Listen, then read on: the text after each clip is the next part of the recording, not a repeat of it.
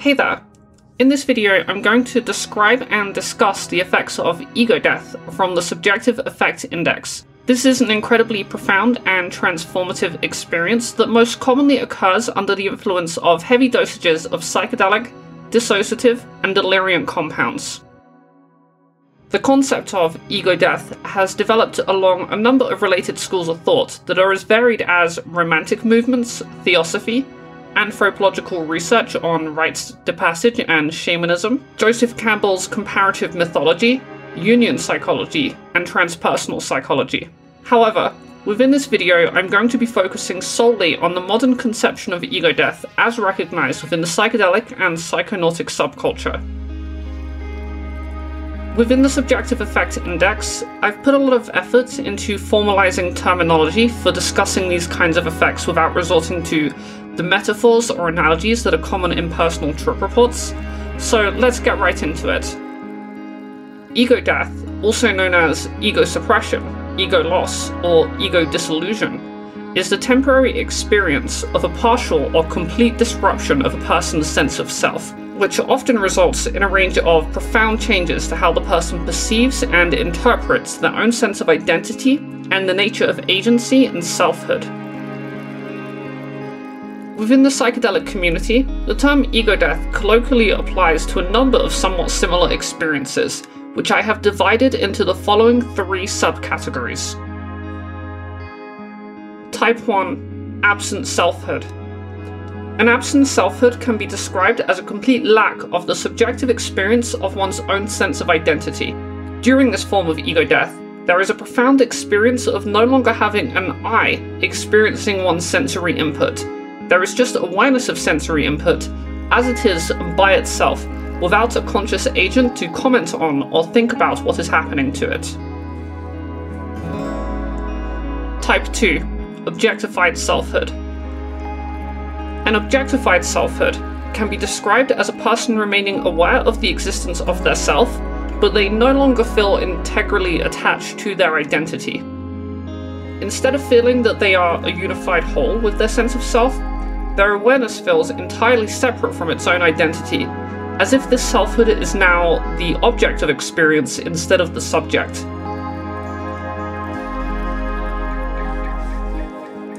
Type 3. Expanded selfhood. An expanded selfhood can be described as one's sense of identity coming to include a wider array of concepts than it previously did. For example, while a person may usually feel that they are exclusively constituted by their ego and physical body, this effect can cause their sense of identity to also include the external environment or an object they are interacting with. This results in intense and inextricable feelings of unity and interconnectedness between the self and varying arrays of previously external systems. For more information on this particular experience, please see my recent extremely detailed 20-minute video on states of unity and interconnectedness.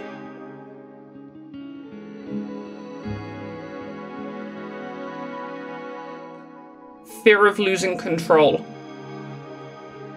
Fear of losing control is a very common occurrence when a person who undergoes ego death is not emotionally prepared, not in an appropriate setting, or is simply unwilling to relinquish their sense of selfhood. During this experience, the person will often find themselves experiencing overwhelming fear and anxiety relating to the fear of losing control. This fear and anxiety is especially common in those who have not experienced ego death before. To overcome this fear, it is recommended that the person does their best to stop fighting the loss of control, and simply surrender themselves to the experience of ego death. Upon successfully relaxing into ego death, the person will often experience a radical and positive change in their emotional state. Transformative Aspects. Ego death is well known for the transformative and significant impacts it can have on a person's perception of both themselves and the world around them. These responses and alterations can occur during the experience of ego death, but also in the hours, days, or weeks afterwards. I'll do my best to categorize and describe the most common examples of this phenomena here. Rejuvenation. Rejuvenation is a feeling of mild to extreme cognitive refreshment, which is usually felt once the experience of ego death is over and the person has fully recovered from the trip as a whole. The characteristics of rejuvenation often include a sustained sense of heightened mental clarity, personal bias suppression, and increased emotional stability, calmness, mindfulness, motivation, well-being, and focus. At its highest level, feelings of rejuvenation can become so intense that they manifest as the profound and overwhelming sensation of being reborn. Within the context of ego death, rejuvenation often feels as if it has occurred in a manner akin to rebooting a computer. Personal bias suppression. Personal bias suppression is a decrease in the personal or cultural biases, preferences, and associations a person knowingly or unknowingly uses to filter and interpret their perception of the world.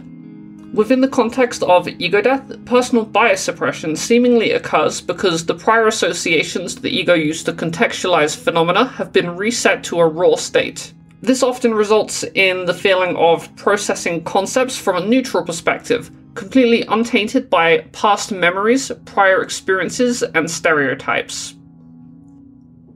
Overcoming fear of death. Overcoming the fear of death is very commonly associated with ego death. Those who have undergone ego death often report that they not only experienced what it is like to die, but also became both accustomed to and substantially less afraid of the prospect. Letting go during ego death and willfully surrendering one's own sense of self is often likened to preconceived notions about what it is like to die, which may be a factor that causes this effect. Viewing the self as an illusory construct. Viewing the self as an illusory construct commonly results from the way undergoing the ego death experience provokes a radical reframing of the nature of the self. This new perspective may take a number of forms. For example, in the case of absent and objectified selfhood, one may conclude that the ego is not an essential component of who they are, but is instead a construct of the mind, conditioned by one's history and particular circumstances. In the case of expanded selfhood, where the experience boundary between oneself and the external world is absent, it is common to become convinced that no such boundary ever actually existed. One may then believe that they are identical in nature to the universe as a unified whole, experiencing itself and expressing itself through a particular mind and body. Increased openness to experience. Increased openness to experience is a shift in personality that is commonly reported after the experience of ego death. This change may occur as a result of feeling less obliged to conform to a particular identity, and thus becoming more likely to engage in novel experiences. Alternatively, those who have undergone personal bias suppression will also often find themselves more open to experiences that they may have previously disregarded because they are able to reassess their interest with a fresh perspective. Subjective differences between various substances. Within the context of psychedelic use, ego death is most commonly triggered at heavy doses by states of high-level memory suppression, which causes the person to forget who they are. At other times, it can be triggered by or in combination with sensory overload, consuming the person's consciousness with information and overwhelming their sense of self.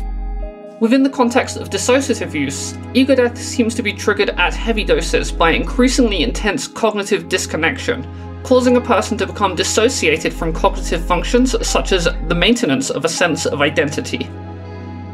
Psychedelic ego death usually occurs alongside states of level 6 to 7 geometry and internal hallucinations of an intense and often overwhelming nature.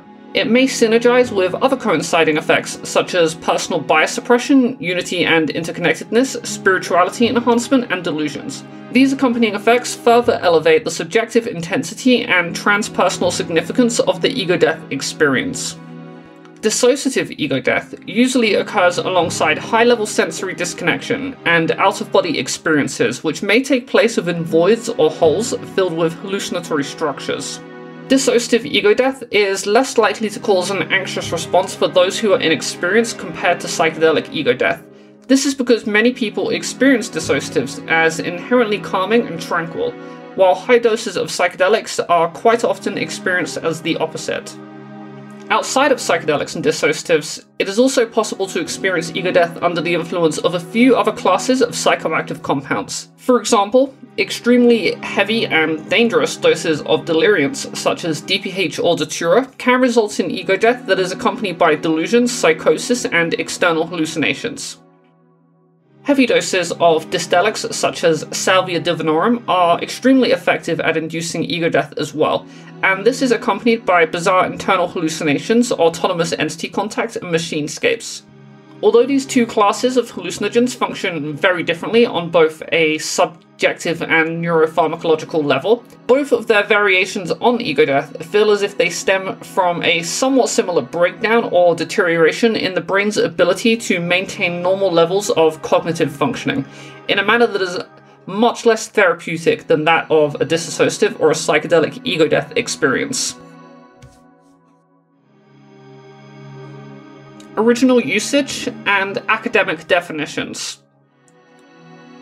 Throughout history, there have been similar concepts that were not specifically called ego death, but can be seen as antecedents. These include, but are not limited to, a wide array of religious and philosophical concepts, such as anatta, satori, and jhana in Vedanta and Zen Buddhism, and fana in Sufi Islam. Now, as for the first identified literary use of the term ego death or ego loss that is in line with the contemporary concept, this seems to be contained within the 1964 book titled The Psychedelic Experience, a manual based on the Tibetan Book of the Dead, by Timothy Leary, Ralph Metzner, and Richard Alpert. In it, Leary describes ego death as a product of the complete transcendence, beyond words, beyond space, time, beyond self. There are too many specific examples for me to possibly list within this video, but since the publication of this book, ego death has been defined by academics and scholars within the broader literature in a variety of similar ways. For instance, in 1964, Randolph Alness published Therapeutic Applications of the Change in Consciousness Produced by Psycholytica, in which he defines ego death as a loss of ego feeling. In 1988, Stanislav Grof defined ego death as a sense of total annihilation. This experience of ego death seems to entail an instant merciless destruction of all previous reference points in the life of the individual.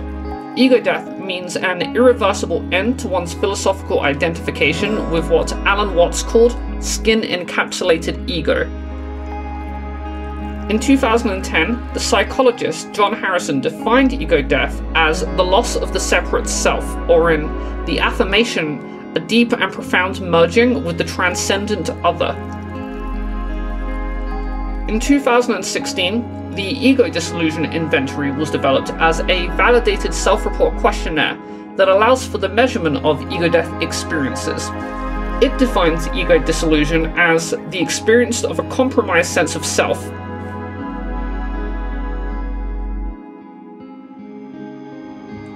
Neuroscientific speculation. In terms of the precise neurological mechanisms behind this experience, there is an increasing amount of speculation within psychedelic communities which posits that the triggering of ego death is tied into the way psychedelic substances disrupt the default mode network, or DMN. The large-scale brain network best known for being active when a person is awake but not focused on the outside world, such as during daydreaming and mind-wandering. In terms of scientific evidence for this theory, one study has demonstrated that psilocybin does indeed cause reduced blood flow to the posterior cingulate cortex and prefrontal cortex, which are two areas of the brain considered to be the main nodes of the DMN. Another study has demonstrated that while LSD does not necessarily reduce activity within the DMN, it does desynchronize the brain regions that constitute it. Despite these findings, however, the exact relationship between disruptions of the DMN and the experience of ego death have not yet been conclusively demonstrated. And that's pretty much everything I have to say about ego death. So if you've made it this far into the video, thank you so much for watching. I've really been enjoying making these videos during my free time, and I have an essentially endless amount of ideas for future videos and stream topics that will be coming up in the not too distant future. I guess I just want to take a moment to directly thank all of my Patreon supporters. A lot of you have been supporting me for years now, even when it probably seemed like I had dropped off the face of the earth. In order to improve the value of pledging to me, I recently added a $5 tier called Psychonautics Advisee, which essentially means that I will more than happily do my best to offer my informal opinions and advice on topics related to the general exploration of consciousness and psychonautics. I am a walking encyclopedia on these topics, and I seem to genuinely have leading expertise within the field of subjective effect documentation. So if you're just starting out or still looking to learn, then maybe this could be a good option. Also, if you're looking to join our community and contribute to the field of subjective effect documentation, we do actually have a very active but semi-private Discord server. And we're always looking for more replicators, programmers, academics, creative types, etc, etc. So if that's something you're interested in, then feel free to hit me up on Discord at josiekins #1066. And if you're a good fit, then I'd love to invite you in. Thanks again, and I'll probably see you next time.